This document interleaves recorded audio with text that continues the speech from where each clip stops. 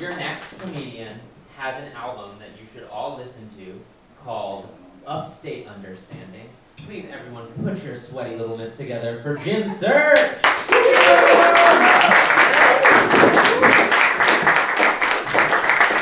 Hello, how's everybody doing? You guys good? Yeah. Good to hear. All right, let's get to it.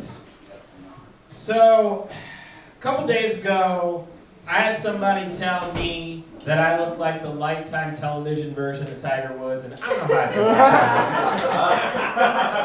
I don't know how that hurt. That hurt a little bit.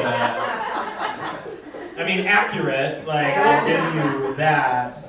But, like, the best thing I had to say back to him was, like, well, like, I probably have the athletic ability of, like, a Lifetime television version of Tiger Woods. So, fair point. Like I used to be an athlete. Like, I'm not so much anymore. And I can tell you exactly when I knew that moment was happening for me is when I had a friend of mine call me and said, "Do you want to play basketball?" And I said, yes. And then my knees said, "Our insurance doesn't cover that." I don't know what type of pickup game insurance your friends got, but they're not like us. We have the bronze, maybe play a game of horse plan. Like, that's the best that we have to offer this scenario right here.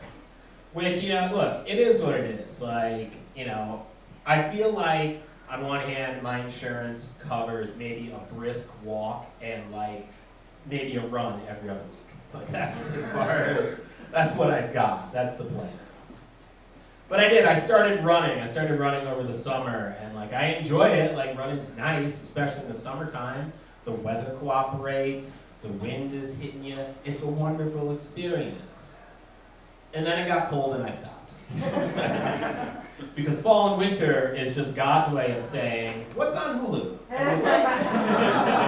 You look there yet?" And I'll tell you this, if you are older than the temperature, stay inside.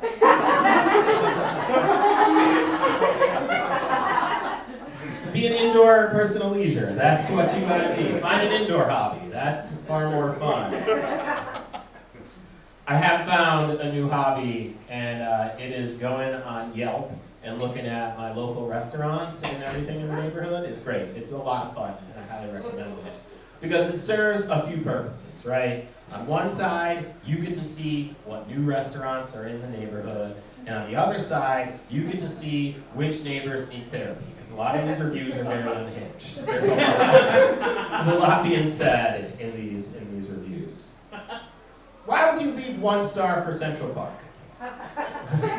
What did that park do? I don't know what harm did that park show you? It saw a murder once. How would you feel if you saw a murder? You'd be 1 star. Be a neighbor with grace. Have a little grace, okay? I got this new neighbor, and he's a great guy. I like this guy a lot. Really nice dude. And we were having a conversation recently. Then all of a sudden, he said satirical instead of satirical, and I was like, well, one of us has to move. Because I'm not living with that. I don't know if I want that as a neighbor. This is what I'm afraid of, is I'm afraid that my landlord is going to think I'm as dumb as he is, and then raise my rent on like the vocab clause or something crazy like that, right? So this is the scenario. This is what I have in my head right now, okay?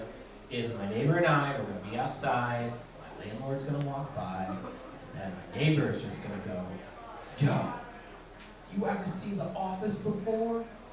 Man, it's satirical." Then I got to drop the facade that we're friends and I don't want to. Too old to drop a facade at this point. I've been keeping the same facades for years. And I have. I'm a 43-year-old man. I've been holding these up for a long time. 43 years old, and I love being in my 40s. It is a wonderful pocket to be in. I truly enjoy it because guess what? You are young enough to play and old enough to know how to do it. And this is a great moment in time, right? It's okay to put a water between a drink. Not the end of the world, okay? Just one between them. It's not going to hurt you, okay? But here's the thing though, is that now I have to start watching what I eat. This is now part of my life because I am from a long line of family members who did not care about their bodies. We used to have a saying in our family, and it was, don't regret the meat sweats. We'd say that every night. Okay? Listen, my mom thought that vegan was a slur you called someone who doesn't like food. It's a hard place to be. This is what I'm up against. So now I have to watch all the food that goes in. I have to cross the street when I see a Taco Bell like it's a bully in high school. Because I know what the end result is going to be. The thing is I love Taco Bell. It's a great place. But my stomach says, our insurance doesn't cover that. So we're not doing that.